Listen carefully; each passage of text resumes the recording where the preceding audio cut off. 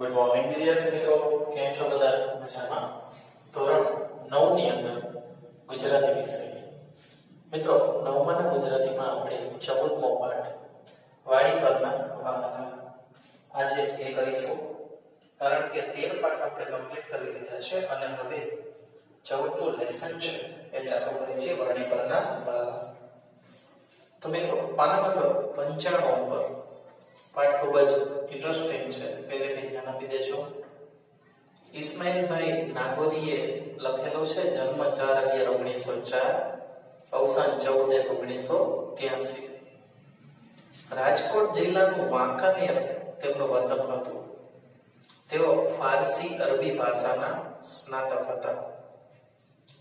મિત્રો, અરબી અને ફારસી ભાષા ખૂબ જ કોમ્પ્લિકેટેડ હોય છે. તેની અંદર તેઓ સ્નાતક એટલે કે ગ્રેજ્યુએટ હતા. પછી પુનાની ખેતીવાડી કોલેજમાંથી કૃષિ સ્નાતક થયા, કૃષિ એગ્રીકલ્ચરમાંથી.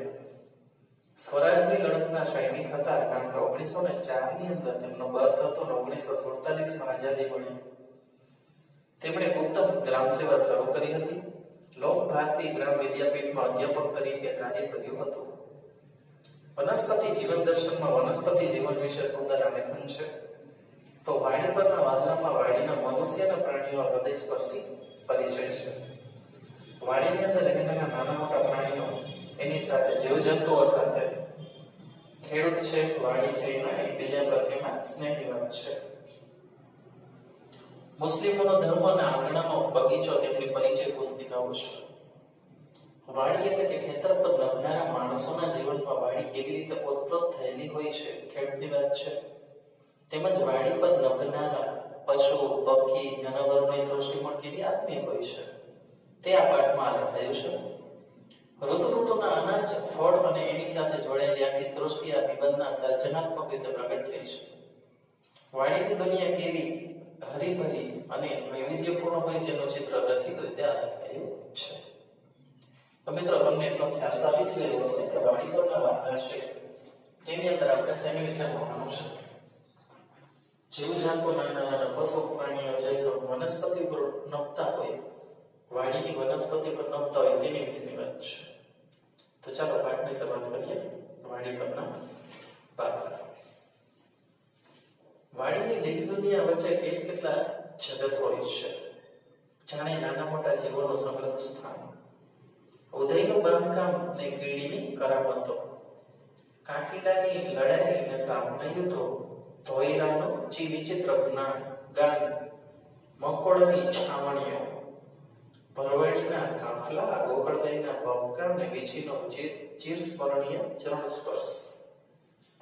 બધો દિન રાત ચારે પર ચાલતું હોય છે. કોઈ વાર આવું નજરે ચડે અને એનું ધ્યાન ખેંચે, પણ મોટા ભાગે માણસોના કામમાં જ હોય છે.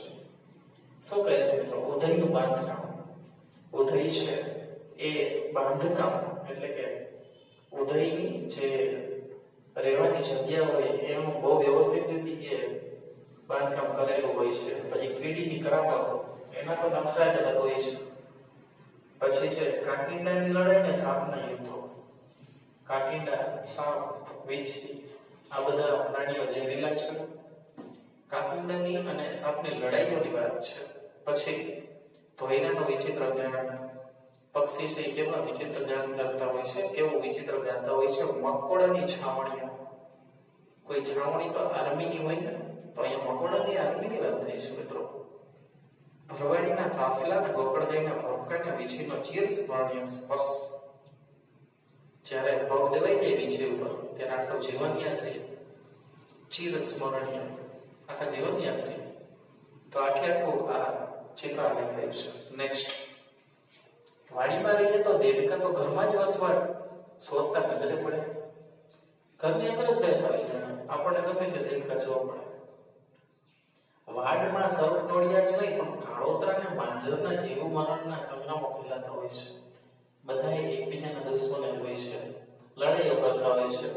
કોઈ વાર નોળિયું જીતે તો કોઈ વાર સાપ જીતે. હાથના કાણા ચાંચેથી પૂરા પડતા લાંદડા, અળસિયાનો ઘોડો કરી આરોગતા દેડકા, નાના સસલાથી ફાટફાટા પેટ ભરી પગદંડી પર સુતા સર્પો, કાગડા વચ્ચેથી માર્ગો કાઢતા ઘુવડ, શેરડીના શોખીઓમાં શિયાળ, ઈંડા શોધતા ખેરખટ્ટા, મરઘીના બચ્ચાને ચોરીને ઘર ભેગા કે દર ભેગા કરતા ઉંદર, જેમ જોવા મળે તેમ પશુઓને વળગતી જીવાતો વીણતા બગલા, પાકને બગાડતી ઈયળો સાફ કરતા પક્ષીઓ, ઉંદરની વસ્તી પર અંકુશ રાખતા રાની માંજરો વગેરે પણ ત્યાં જ રહેતા હોય છે.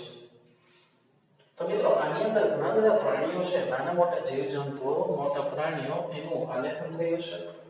બરાબર, એ ખૂબ જ તળપદી ભાષામાં થયું છે, પરંતુ અહીં બધાને પોતપોતાના એકબીજાની સાથે જોડવામાં આવેલા છે.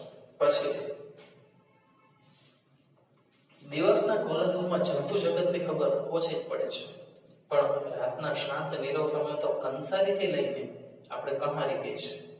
તમરના અવાજથી વાતાવરણ ભરાઈ જ જાય છે.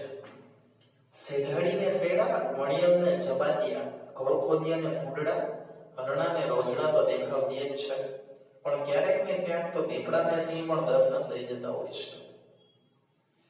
સમજાણો મિત્રો? દીપડા પણ ઘણીવાર દર્શન થઈ જતા હોય છે. વાડીમાં રહેનારા અને આવનારા આ રીતે ભાતના હોય, ખેડૂતનું ખાસ ધ્યાન તો વધુ રંજાડે, વધુ કઈ બગાડે એની તરફ જ હોય છે. કારણ કે પાકને નુકસાન થાય તો ખેડૂતને પણ એટલું જ નુકસાન થાય. બાકી આ જીવતી વડીના જીવ માત્રને જોનાર બાળકો તો ઢેલે કેટલા ઈંડા મૂક્યા છે, તે તો માદા કેટલા બચલા સાથે ફરે છે, બુલબુલે ક્યાં ને કેવો માળો કર્યો છે, ચીગડી ક્યાં ભરાઈને બેઠી છે, કાકિંડાએ કેવા રંગો ધારણ કર્યા છે, સાપે કાચડી ક્યાં કેવડી મોટી કાઢી છે ને કૂતરાએ બખોલ ક્યાં ગાડી રાખી છે, એ બધું એની નજરમાં આવી જાય. ખરું જોતા જીવનનો એક ખજાનો વાડીમાં ભર્યો હોય, તેના એ પોતે પણ અગત્યના ભાગ જેવા જ હોય છે. સમજણ મિત્રો? દરેક ઋતુ પોતાના પ્રત્યક્ષ પદાર્થ પાઠ લઈને આવે છે. કુદરતનો એક કાળમાં કાફલો આવે છે ને જાય છે ને એ બધા પોતાના હોય તેમ વાડી તેમને સૌને આશ્રય, આવાસ ને આવકાર, આહલાદ આપે છે. વાડીની અંદર કોઈ પણ વસ્તુની મનાઈ ના હોય, બધા જ આવી જતા હોય. જે ખેડૂતને નજરમાં આવી જાય કે આ પાકને નુકસાન કરશે, એને તે હંકારીમાં કાઢે છે, પણ જેના ધ્યાનમાં ના હોય એવા બધા તો વાડીમાં આવી જ જાય છે મિત્રો. નાના મોટા જીવજંતુ વધારે હોય. સવારથી સાંજ સુધી વાડી પર કામ ને કામ ચાલતું જ હોય છે. રાતે પણ ઢોરને માટે ચીવટવાળા હોય એ સુએ તો બાળક વડે માતાની માફક એમની નિદ્રાની જાગૃત છે. એટલે રાતના પાણી મેળવા જાય ને ત્યારે, બરાબર. ચાલો મિત્રો, તો એક 95 પેજ ઉપર નેત હોય ત્યાંથી આપણે બાકી રાખીએ છીએ. તો પેજ નંબર 95 એની ઉપર આજે મેં તમને